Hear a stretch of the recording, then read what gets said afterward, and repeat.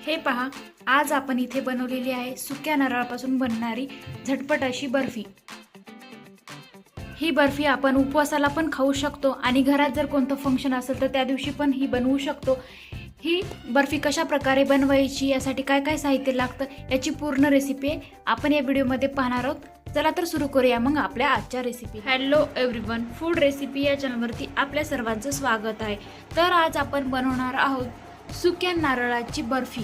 तर सुक्या नारळाची बर्फी बनवण्यासाठी आपल्याला साहित्य लागतील थोडेसे ड्रायफ्रुट्स, त्यामध्ये बदाम घेतलेली मी, काजू, एक वाटी भरून दूध, एका वाटीमध्ये तूप आणि इथे सुके नारळ। सर्वप्रथम काय करायचं, या सुक्या नारळावरची साल काढून घ्यायची। हे सुके नारळ एकदम कडक असतात, त्यामुळे आपण काय करणार आहे, एका कढईमध्ये असं पाणी घ्यायचं आणि ते गरम करण्यासाठी ठेवायचं। इथे पाहू शकता अशा प्रकारे पाणी गरम होण्यासाठी ठेवलेलं आहे। आता पाणी गरम झालेलं आहे, त्यामध्ये आपण हे सुकं खोबरं घालून घेऊ। हे सुकं खोबरं घातल्याच्या नंतर 10 ते 15 मिनिटं याला छान असं उकळून घ्या, जोपर्यंत हे नारळ सॉफ्ट होत नाही तोपर्यंत। सॉफ्ट झाल्याच्या नंतर आपण ह्याची वरची साल काढून घेऊया। आता हे 15 मिनिटं असंच ठेवून द्या गरम पाण्यामध्ये। हे नारळ छान असं उकळल्या जात आहे। आता आपण यामध्ये थोडंसं बदाम, थोडेसे काजू पण घालून घेऊ, ते पण छान, ड्रायफ्रुट्स पण छान असे उकळून घेऊ।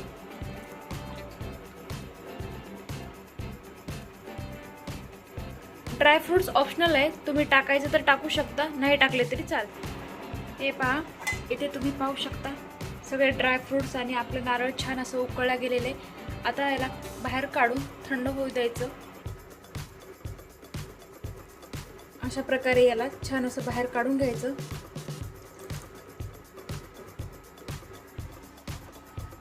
थंड झालं, याच्यावरची साल काढून घ्यायची काळ्या कलरची ती। इथे पाहू शकता सगळे ड्रायफ्रुट्स, हे सुक्कं नारळ सगळं मी काढून घेतलेले गरम पाण्यातून। आता छान असं याच्यावरची काळी कलरची साल काढून घ्यायची आणि याला बारीक बारीक तुकडे करून घ्यायची चाकूच्या साहाय्याने। इथे तुम्ही पाहू शकता मी नारळाची साल काढून छान याला बारीक बारीक असं कट करून घेतलेले। परत तशाच प्रकारे इथे ड्रायफ्रुट्सचे पण वरची साल काढून घेतलेले। आता आपण हे थोडंसं करून मिक्सरच्या भांड्यात टाकून घेऊ आणि याला छान असं बारीक ग्राइंड करून घेऊ।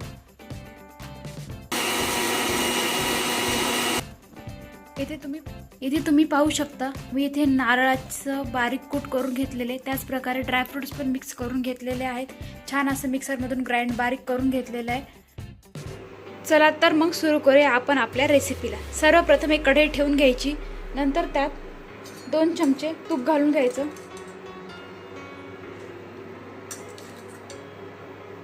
तूप छान असं गरम होऊ द्यायचं।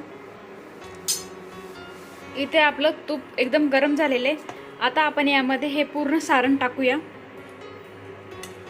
आणि याला तुपामध्ये छान 7 ते 8 मिनिट छान असं परतवून घेऊया। याला तुपामध्ये असं व्यवस्थित परतवून घ्या।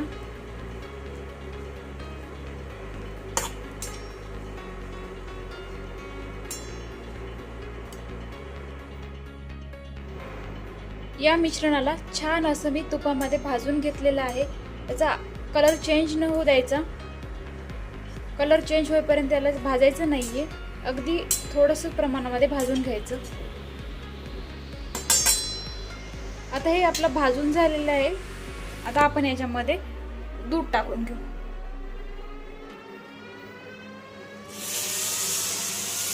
अर्धी वाटी दूध टाकायचं, जास्त पण दूध नाही घालायचं। दूध घालून घेतल्यावर याला छान एकदा परतवून घेऊ।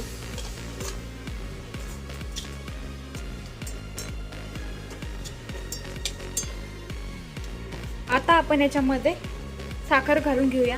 इथे 2 ते 2.5 वाट्याचं खोबरकीस होतं, त्यामुळे याच्यामध्ये 1 वाटी आपण साखर टाकून घेऊ।